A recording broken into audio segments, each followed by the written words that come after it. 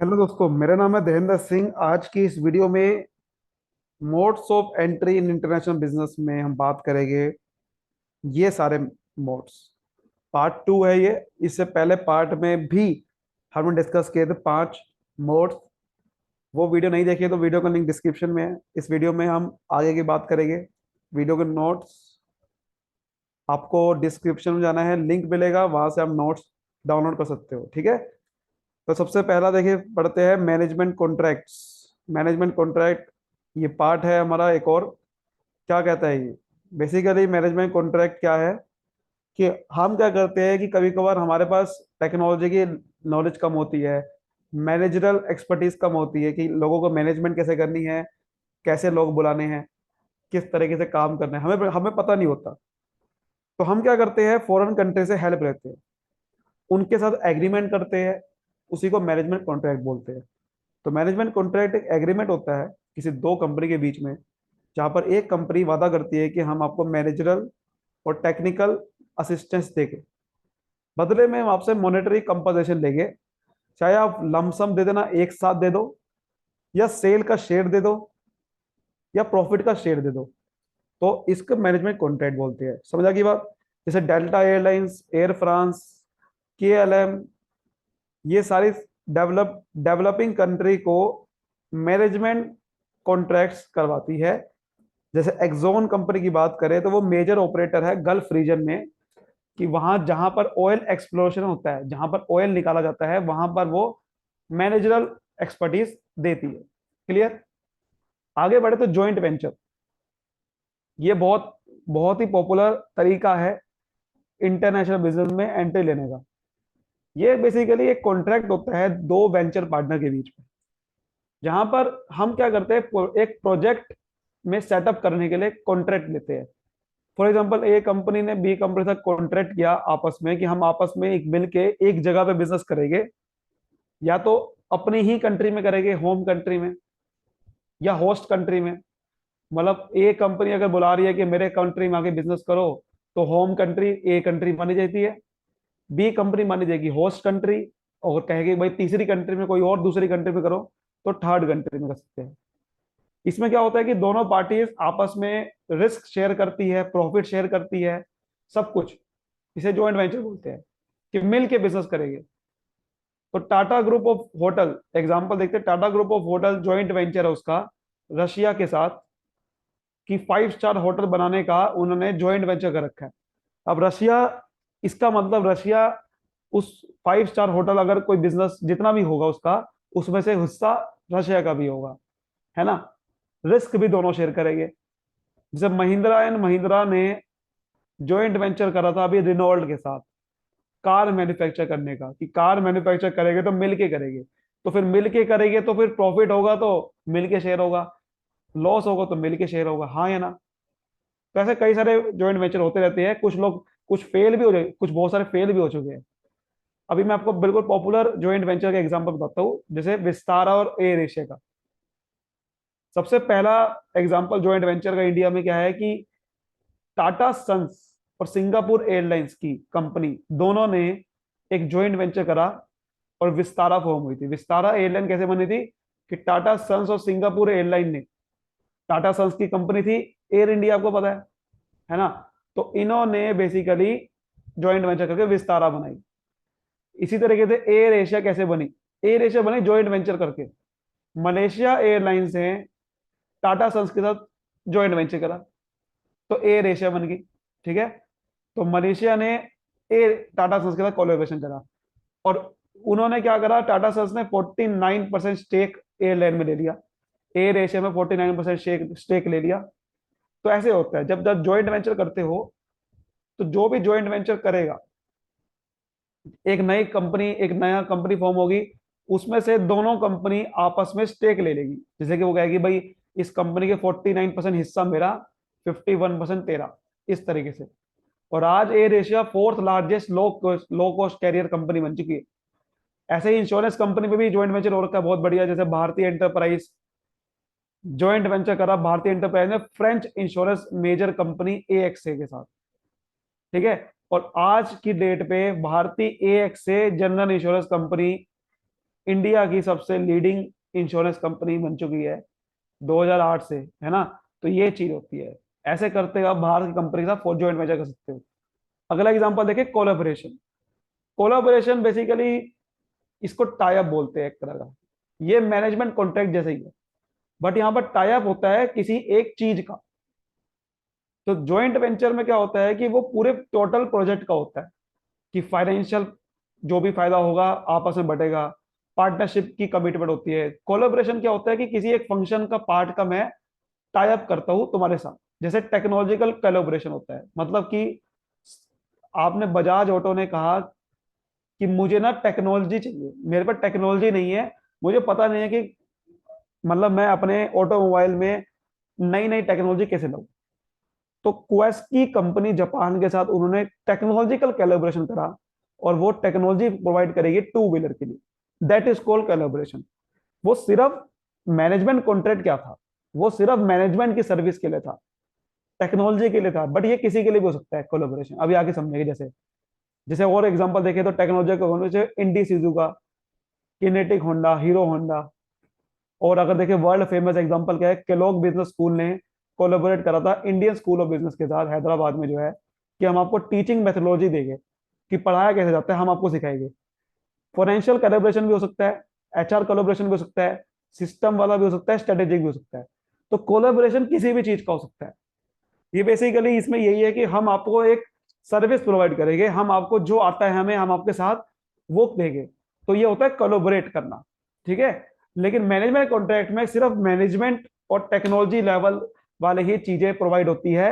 यहां पर किसी भी चीज का कोलैबोरेशन हो सकता है। अगला देखिए, अगला हमारा देखते हैं फॉरेन डायरेक्ट इन्वेस्टमेंट, जिसको एफडीआई बोलते हैं हम। ये सबसे पॉपुलर है कि जब कोई कंपनी, फॉरेन कंपनी हमारे यहाँ पर आके बिजनेस करती है, उसे, जैसे फॉरेन कंपनी इंडिया में आके बिजनेस कर रहे हैं तो उसे क्या बोलते हैं, एफडीआई। कि हमारे यहाँ पर आके इन्वेस्ट कर रही है, इन्वेस्ट कर रही है। इन्वेस्ट करने का मतलब हो सकता है या तो हमारा यहाँ पर आके बिजनेस कर रही है खुद, या फिर किसी हमारे कंपनी में इन्वेस्ट कर रही है, उसे फॉरेन फॉरेन डायरेक्ट इन्वेस्टमेंट बोलते हैं, ठीक है। तो फॉलो, अगर कंपनी हमारे यहाँ पर बिजनेस करती है, मनी इन्वेस्ट करती है, तो वो किस में कर सकती है, मैन्युफैक्चरिंग में कर सकती है। जैसे मैंने बताया कि यहाँ पर आके बिजनेस सेटअप कर लिया मैन्युफैक्चर करने का, या फिर उन्होंने हमारी कंपनी के ओनरशिप और कंट्रोल ले लिया कि हम आपको मार्केटिंग प्रोवाइड करेंगे। तो ये भी एफडीआई होती है। देखो एफडीआई कैसे कर सकती है, जब फॉरेन कंपनी हमारे यहाँ बिजनेस, हमारे कंपनी में इन्वेस्ट करती है, तो हमारे कंपनी के सारे ऑपरेशन को कंट्रोल कर लेती है वो। हमारी कंपनी के सारे technology, manufacturing expertise, brand name, intellectual property right, यानी कि जो हम नए नए आइडिया लाते हैं उस सब पे कंट्रोल कर देती है फॉरेन कंपनी।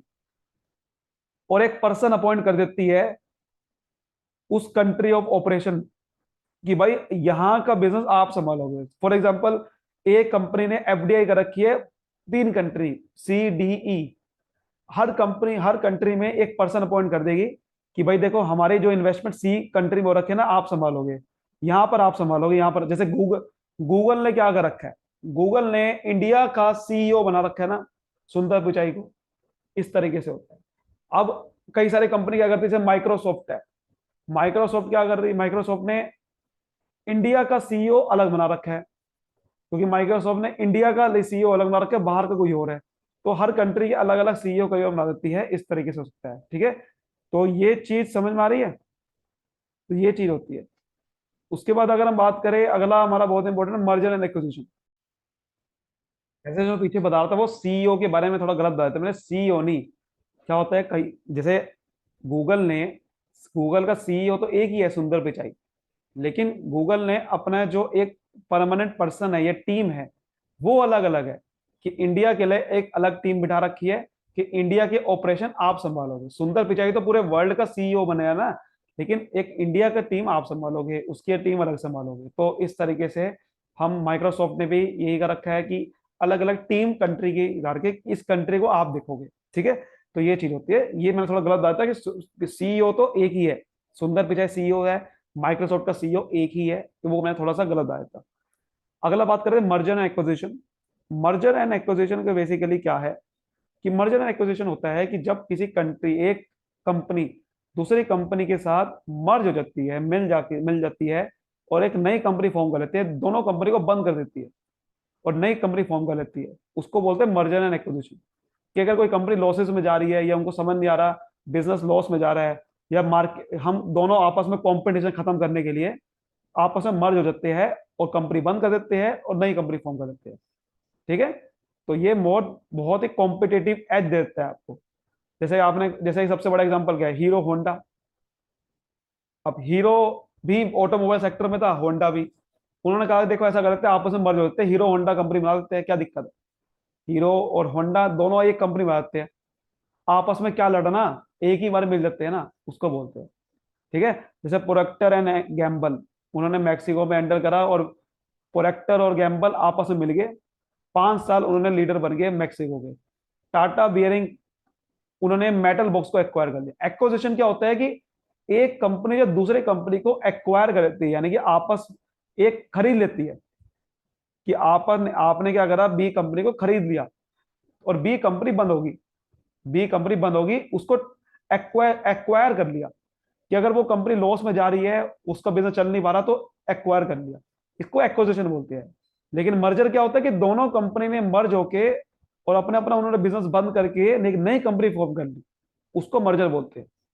तो टाटा ने मेटल बॉक्स कंपनी को एक्वायर कर लिया, जिसकी वजह से बहुत फायदा हुआ। हालांकि उसके डिसएडवांटेज भी होते हैं कुछ, कि कॉम्प्लेक्स टास्क हो जाता है आपके पास, आपको कई सारे बैंक्स, लॉयर, ब्यूरोक्रेट के साथ डील करना पड़ता है, क्योंकि अब आपकी एक कंपनी नहीं है, आपने दूसरी कंपनी को भी डील कर लिया है। होस्ट कंट्री कई बार रिस्ट्रिक्शन लगा देती है एक्विजिशन पे, कि आप हमारे यहाँ पर एक्विजिशन नहीं कर सकते। लेबर प्रॉब्लम आ जाती है कई बार, कि अगर आपने किसी किसी की कंपनी को एक्वायर कर लिया या आपने दूसरी कंपनी के साथ मिल गए, तो एक्वायर वहां पर क्या होता है कि लेबर नहीं मिल पाती, अनएम्प्लॉयमेंट का इशू होता है। यानी कि अगर आपने कोई कर लिया एक्विजिशन कहीं पे, तो उस कंपनी का अनएम्प्लॉयमेंट आ जाएगी, क्योंकि उस कंपनी में जो बंदे काम कर रहे होंगे उसको जॉब चलेगी। तो ये चीज प्रॉब्लम है इसके अंदर, कि रेस्ट्रिक्शन कभी कभार लगाते हैं होस्ट कंट्री। कई बार कई सारे हमारे बैंक्स, लॉयर से डील करना पड़ता है जब ऐसे मर्जर एक्विजिशन होता है, बहुत कॉम्प्लेक्सिटी होती है। ठीक है ना। एग्जाम्पल देखिए, एक इलॉन मस्क जो सबसे पॉपुलर एग्जाम्पल है अब तक के का। इलॉन मस्क ने क्या करा, ट्विटर को एक्वायर कर लिया, इसको एक्विजिशन बोलते हैं। ट्विटर को एक्वायर कर लिया उसने 2022 में, अभी $44 बिलियन देके। जी हाँ, तो ट्विटर को एक्वायर कर लिया। और उसके बाद कोर्ट में, हालांकि उसने बहुत ज्यादा बैटल हुई, कि कोर्ट में बहुत ज्यादा बैटल हुई, कंट्रोवर्सी क्रिएट हुई, कि भाई आपने ट्विटर को कैसे एक्वायर कर लिया। अब एलोन मस्क जो है वो ओनर बन गया, ट्विटर का सीईओ बन गया, और परंग अग्रवाल को फायर कर दिया। और मस्क के बहुत सारे, हाफ ऑफ द एम्प्लॉय जो है, Musk also said of nearly half of the employ while many other quit, कि ट्विटर ने आधे से ज्यादा एम्प्लॉय क्विट कर गए। तो ये बहुत बड़ी गड़बड़ हो जाती है जब आप किसी कंपनी को एक्वायर करते हो ना, तो उस कंपनी का नुकसान हो जाता है बहुत ज्यादा। वहां क्या अनएम्प्लॉयमेंट आ जाएगा। मस्क को देखो, कोर्ट के चक्कर लगाने पड़ गए मस्क को, एलन मस्क को भी, तो ये दिक्कत आती है। अगला होता है take over. Take over basically acquisition जैसे ही होता है। Take over is like acquisition, but फर्क क्या होता है कि जब आप टेक ओवर करते हो, देखो टेक ओवर में फर्क क्या है, देखो ध्यान से। टेक ओवर भी एक तरह का एक्विजिशन ही होता है। फर्क ये होता है कि टेक ओवर कौन करना चाहता है, जो जिसका जिसका जो ब्रांड नेम है वो स्ट्रांग नहीं है। फॉर एग्जांपल, ए कंपनी का ब्रांड नेम स्ट्रांग नहीं है, ठीक है, उसका ज्यादा ब्रांड नेम नहीं है, उसका नाम नहीं है, और एक बी कंपनी है, उसका नाम बहुत ज्यादा है, और आप सोच रहे हो कि भाई मैं इसको टेक ओवर कर लूं, अपने अपने साथ जुड़ा लूं, तो मेरा ब्रांड नेम बहुत बढ़ जाएगा। आप होता है ना कि आप कहते हो कि भाई मैं आपको ले लूंगा, तो ये चीज होती है कि आप चाहते हो कि जिसका बहुत बड़ा ब्रांड नेम है, जिसका हेल्दी यूनिट है, उसकी मैनेजमेंट मेरे पास आ जाए और मैं लीडर बन जाऊंगा उस फील्ड में। ये चीज होती है। तो बहुत सारी पार्टी यही चाहती है कि हम ऐसे बड़ी बड़ी कंपनी को मैं टेक ओवर कर लूं, और इस प्रोसेस को बोलते हैं हॉस्टाइल टेक ओवर, कि बड़ी कंपनी को मैं टेक ओवर कर लूं। और अगर जीत गया कोई, तो उसे बोला जाएगा टेक ओवर टाइकून। वो टेक ओवर टाइकून बन जाएगा अगर जीत गया इसमें। तो टेक ओवर एक बहुत ही बड़ा चीज होती है, और कंपनी जो टेक ओवर करती है वो प्रोडक्ट टेक ओवर कर सकती है, वो बिजनेस को भी टेक ओवर कर सकती है, वो ब्रांड को भी कर सकती है टेक ओवर। बस फर्क ये होता है, एक्विजिशन में क्या होता है कि आप पूरे कंपनी को ही एक्वायर कर देते हो, जैसे इलोन मस्क ने पूरी ट्विटर कंपनी को ही एक्वायर कर लिया, यानी कि उसका मालिक बन गया वो। लेकिन जो होता है टेक ओवर होता है, वो आप सिर्फ बिजनेस का नहीं करते हो, प्रोडक्ट का भी कर सकते हो। आप किसी का ब्रांड नेम खरीद सकते हो, जैसे Unilever take over Brooke Bond and Lipton. तो यूनिवर हिंदुस्तान यूनिवर कंपनी जो है, ब्रुक बॉन्ड और लिप्टन ने ब्रांड टेक ओवर कर लिया ताकि वो टी इंडस्ट्री का मालिक बन जाए। कई बार होता है ना कि आप देखते हो कि मेरी भाई, आप टी बेचते हो, जैसे हिंदुस्तान यूनिवर लिमिटेड बहुत ज्यादा उसके प्रोडक्ट लाइन है, बहुत बड़ी कंपनी है। अब वो टी की मार्केट में छाई हुई है, लेकिन उसको पता है कि यार टी इंडस्ट्री में ना ये ब्रुक बॉन्ड और लिप्टन टी परेशान कर रहा है, तो मैं इनको टुक ओवर कर लेता हूँ, जिससे क्या होगा कि मैं टी इंडस्ट्री में मालिक बन जाऊंगा। ये दो ब्रांड बड़े बड़े ब्रांड है, इसकी वजह से मैं अटका हुआ हूँ। इनको मैं टुक ओवर कर लूँ अपने साथ, तो गड़बड़ तो बात बन जाएगी, मैं टी इंडस्ट्री में छा गया। तो ऐसे छा गया वो हिंदुस्तान यूनिवर लिमिटेड। समझ आ गई बात? तो ये चीज होती है तो टेक ओवर की कॉस्ट बहुत हाई होती है as compare to acquisition, because take over आप बड़ी कंपनी का कर रहे हो, बहुत नामी कंपनी का कर रहे हो। तो ये चीज होती है, बट सक्सेस की प्रोबेबिलिटी हाई होती है। एक्विजिशन में आपको कुछ नहीं पता। अगला होता है टर्नकी प्रोजेक्ट। टर्नकी प्रोजेक्ट होता है कि कई बार क्या होता है कि आप कंस्ट्रक्शन काम कर रहे हो या कोई ऐसा प्रोजेक्ट काम कर रहे हो जहां पर आपको पता नहीं है कैसे काम करते हैं, तो आप किसी को अपना काम सौंप सकते हो। तो टर्की प्रोजेक्ट एक कॉन्ट्रैक्ट होता है कि कंपनी जब तक कि प्रोजेक्ट कंप्लीट नहीं होगा तब तक वो पूरा कॉन्ट्रैक्ट करेगी। वो क्या करेगी, मैन पावर सप्लाई करेगी, कैपिटल लगाएगी, प्लांट इंस्टॉल करेगी, यानी कि स्टार्ट से लेकर खत्म तक पूरा का पूरा कॉन्ट्रैक्ट मैन्युफैक्चर वो करेगी। तो टर्की प्रोजेक्ट मैन्युफैक्चर कॉन्ट्रैक्टर होते हैं, वो फिक्स फी लेते हैं या कॉस्ट प्लस प्रॉफिट लेते हैं कि भाई एक, जैसे आपको कह दिया कि ठेका होता है, ठेका कि 2 लाख का ठेका दे दिया कि भाई ये ब्रिज बनाओ। आज के सारे भी जितने भी प्रोजेक्ट होते हैं बड़े बड़े इंफ्रास्ट्रक्चर वाले, वो टर्की प्रोजेक्ट के अंडर होते हैं। तो वही लिखा हुआ है, देखो जितने भी इंफ्रास्ट्रक्चर प्रोजेक्ट होते हैं आज की डेट पे, जैसे पावर प्लांट्स, एयरपोर्ट बनाना, रेलवे लाइन बनाना, वो एक कंपनी पूरा का पूरा प्रोजेक्ट उनको ठेका दिया जाता है, वो करती है। वो उनके कंपनी के कुछ नाम लिखे हुए, जैसे कि बेस्टल, ब्राउन बोबरी, होंडाई, L&T, ये सारे टर्की कॉन्ट्रैक्टर है जो कि इंटरनेशनल प्रोजेक्ट्स में डील करते हैं। तो ये बोट, ये कुछ टर्म यूज करते हैं, जैसे कि बोट यानी कि बिल्ड ऑपरेट ट्रांसफर। बिल्ड करते हैं, ऑपरेट करते हैं और ट्रांसफर कर देते हैं अपनी सारी नॉलेज को। या बूट होता है build on operate on and transfer, यानी कि वो ऑन भी कर लेते हैं depending upon the level of involvement and obligation. तो वो ये टर्म यूज करते हैं कि हम आपके बिल्ड करेंगे, हम आपको ऑपरेट करेंगे, मदद करेंगे, ट्रांसफर करेंगे। ठीक है। अगला हमारा लास्ट है आज का, काउंटर ट्रेड। काउंटर ट्रेड क्या होता है? बेसिकली काउंटर ट्रेड आया कि जब हमारे यहाँ पर फॉरेन एक्सचेंज नहीं होता, विदेशी पैसा है ही नहीं मेरे पास। अब सपोज करो कि एक कंपनी दूसरी कंपनी से माल खरीदना चाहती है, और एक ये कंपनी है बाहर की, यूएसए की, आप हो इंडिया के। अब आपके पास, आप कुछ खरीदना चाह रहे हो माल, तो आपको पैसा देना पड़ेगा, है ना? अब पैसा देना पड़ेगा तो वो किस कंट्री में देना पड़ेगा, उसी कंट्री की करेंसी के हिसाब से, डॉलर में। अब आपके पास डॉलर है ही नहीं, आपके पास फॉरेन एक्सचेंज रिजर्व ही नहीं है, विदेशी पैसा ही नहीं है, तो क्या करोगे आप? तो क्या करोगे? उसके लिए काउंटर ट्रेड आता है। काउंटर ट्रेड बेसिकली उसके लिए होता है जिसके पास कंट्री में फॉरेन एक्सचेंज नहीं होते। तो such unwillingness lead to non repudiation of payment. तो जब आप पेमेंट नहीं कर सकते, उसकी वजह से आप क्या करते हो, आप एक सॉल्यूशन ढूंढते हो काउंटर ट्रेड करने का, यानी कि ट्रेड के बदले में ट्रेड करने का। इसको समझेंगे 3 भागों में। 3 तरीके से काउंटर ट्रेड होता है। देखो पहला तरीका क्या है, pure barter. Pure barter, barter system जानते हो क्या होता है? बाटर सिस्टम आपने पढ़ा होगा इकोनॉमिक्स में भी। बाटर सिस्टम होता है कि गुड्स के बदले में गुड्स एक्सचेंज कर लेना। कि भाई हमने आपसे माल खरीदा, जैसे कि इंडिया ने यूएसए से माल खरीदा, अब पैसा देने को है नहीं, तो उसके बदले में उसको गुड्स दे दिया, जो उसको चाहिए गुड्स वही गुड्स दे दिया उसे। तो इसको बोलेंगे बाटर सिस्टम।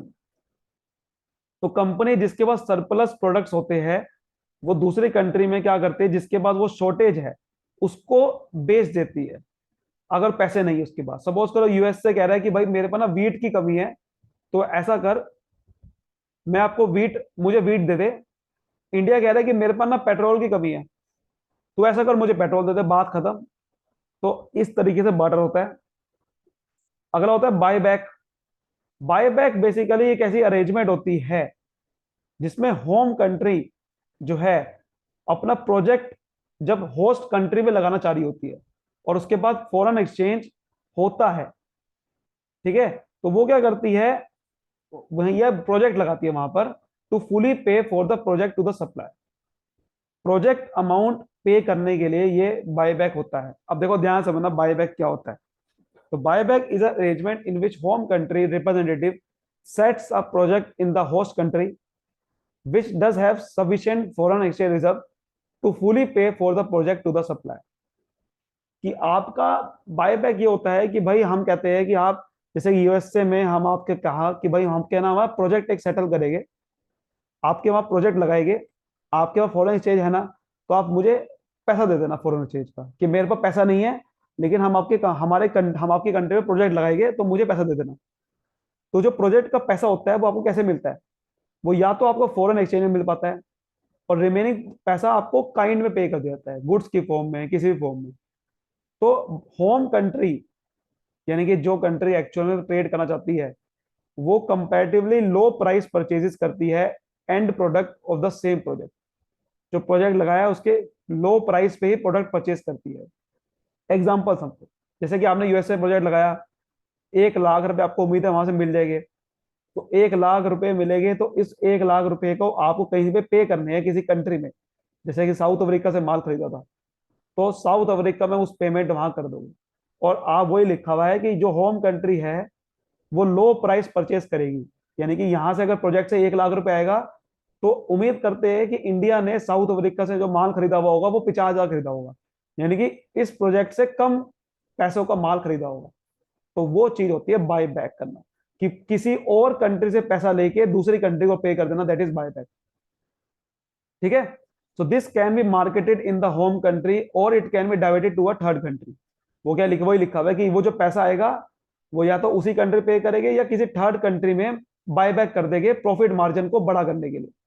तो बायबैक अरेंजमेंट बहुत पॉपुलर हो गई है टर्की प्रोजेक्ट कॉन्ट्रैक्टर में। ठीक है, कि आप टर्की प्रोजेक्ट लगाते हैं, वो पैसा लेते हैं और कहीं और बड़ा मार्जिन कमाते हैं। टर्की प्रोजेक्ट क्या होता था कि बाहर की कंपनी आएगी यहाँ पर, है ना, और प्रोजेक्ट प्रोजेक्ट यहाँ पर करेगी कंप्लीट, पैसा लेगी हमारे से, और वो पैसा लेके कहीं और पैसा लगाएगी, किसी और को देगी, तो प्रॉफिट ज्यादा आएगा। जैसे भारत हैवी इलेक्ट्रिकल्स, ये बेसिकली एग्जांपल है इसका। भारत हैवी इलेक्ट्रिकल प्रोजेक्ट लगाती है अलग अलग कंट्री में, हालांकि उसको जो पेमेंट मिलती है वो फॉरेन एक्सचेंज की पार्शली मिलती है, पूरी नहीं मिलती। उसको जो बैलेंस अमाउंट मिलती है वो क्या करती है, it takes back tankers from the home country and market them in other country. वो क्या कह रहा है कि जो उसको जो बैलेंस अमाउंट मिलती है वो दोबारा से वो लेती है होस्ट कंट्री से और मार्केट करती है किसी और कंट्री में। Also bring them back to India to sell at a higher price. कह रहा है कि देखो बात को समझना है, क्या कह रहा है कि भारतीय हैवी इलेक्ट्रिकल क्या करती है, प्रोजेक्ट लगाती है अलग अलग कंट्री में। अब दूसरी कंट्री वाले क्या करते हैं, उसको किसी पैसा देंगे, जैसे कि अब कम पैसा देंगे, सपोज करो 5 लाख का प्रोजेक्ट लगाया, लेकिन उसको पैसा दिया 2 लाख का, और बाकी पैसा का नहीं दिया, बाकी पैसे के गुड्स दे दिए, जैसे 3 लाख के गुड्स दे दिए। तो वो क्या करता है कि बाहर, वो कह रहा है कि उस पैसे को, उस गुड्स को बाहर जाके बेचता है, और हायर मार्जिन में वो बाहर जाके बेचता है, इंडिया में फिर आता है। ठीक है, इंडिया में फिर आता है और पैसा लेके ज्यादा आता है, कि वही गुड्स बाहर जहां पर ज्यादा मार्जिन मिलेगा वहां वहां पर बेचता है। तो it takes back from the host country and market them in other country, also bring them back to India. तो वो इंडिया में उस माल को लाके हायर प्राइस पे बेचता है। पहले वो जो गुड्स मिल गए उसको इंडिया में लाता है और बाहर हायर प्राइस में माल बेचता है, तो उसको फायदा देता है, ये फायदा होता है। और अगला है हमारा काउंटर परचेस। ये भी एक तरीका होता है जिससे आप पैसा पे कर सकते हो, कि आपके पास अगर पैसा नहीं है तो काउंटर परचेस कर सकते हो। काउंटर परचेस को एग्जांपल के थ्रू समझते हैं। तब आपको समझ में आएगा। देखो, जैसे कि पेप्सी इंटरनेशनल कंपनी है, उन्होंने राइस सप्लाई करे साउथ अफ्रीका में, इंडिया से। ठीक है, तो इंडिया से उन्होंने राइस सप्लाई करे साउथ अफ्रीका में। अब पैसे उसको देने के लिए है नहीं। साउथ अफ्रीका से उन्होंने क्या करा, उन्होंने कहा कि हम आपसे स्टील ले लेते हैं, जितने का, ठीक है, जितने का आपने बेसिक, देखो राइस सप्लाई करा, राइस साउथ अफ्रीका को करा, और साउथ अफ्रीका के पास पैसे देने को नहीं है। ध्यान रखना, साउथ अफ्रीका ने पेमेंट करनी है पेप्सी को। तो साउथ अफ्रीका ने कहा कि हम आपको ना स्टील सप्लाई कर देते हैं, जितने का राइस आपने खरीदा है उतने का ये स्टील सप्लाई कर देते हैं। तो उन्होंने कर दिया।